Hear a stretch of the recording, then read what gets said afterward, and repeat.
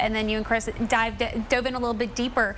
It's what it looked like they were doing. Oh, they absolutely were, and there was snow change requirements on all of those roads yesterday, and it's a good thing because we saw a few pictures of vehicles, even four-wheel drive trucks that looked like they were off the road because they didn't have the chains on. Well, you think, you know, like I've got a big truck, I'll be just fine. I used to drive a pickup, and I always put sandbags in the back. Always put the weight in the back. Yeah. Always put the sandbags in the back. Okay, so what's going on with this? We were talking about the jets, right? You were saying 150-mile-an-hour winds? Yeah, really strong jet right here, and on the front edge of the jet is where we see the greatest lift in the atmosphere, and that's going to fuel storms or snow going from northern Nevada right in through the northern Rockies here, and then this all translates over to the Colorado Rockies.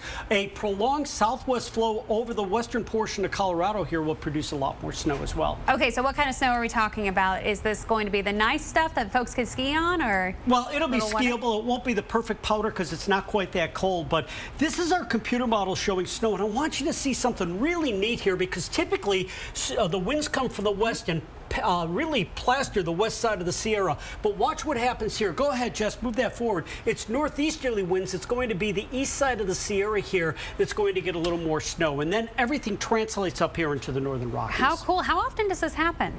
It will happen as long as you get a northerly flow here. So several times a year you see that. Okay, so what is this resulting in? Well, we go up into the northern Rockies here, the Tetons in through the Bitterroots, another foot of snow in this area. And then as we work our way down into Colorado, and we'll talk about this a little later here, as much as a foot to a foot and a half in ski resorts like Telluride. Okay, so this is good news. Oh, it's great. I know, you're excited. You've got the snow back. Tom's back. so excited. Always say stay away from the windows.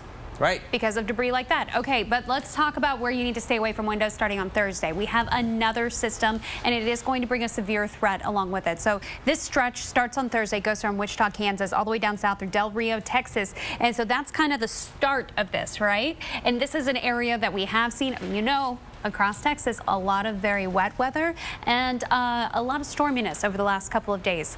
Several tornadoes actually over the weekend. This is what happens. This is the culprit. That big old dip in the jet, this is going to be the driving force behind, you know, those that winter weather maker, right, that we have going on out on the West Coast. But closer to the surface, this is the driver. See this low? This is going to march across the southeast. Now the Midwest getting in on this as well. You're getting some rain out of this, some thunderstorms. Our severe threat, though, again, focus a little farther to the south. You'll notice the thunderstorms scoot farther south on Thursday, hitting places like San Antonio that had tremendous flooding over the weekend, and you have more rain on top of it. Your soil not getting much time to recover here. Heading into Friday, we have more rain across Louisiana, New Orleans, stretching up into Mississippi and even parts of northern Georgia. Now this not, as far as our computer model goes, putting as much rain as we saw this last weekend down, but in localized spots, Chris, we could see over 2 to 3 inches. We could see more than that, and that flooding could happen fast. And we're still seeing the clouds and some drizzle in the southeast. So let's talk the longer range now. Find out if there's any hope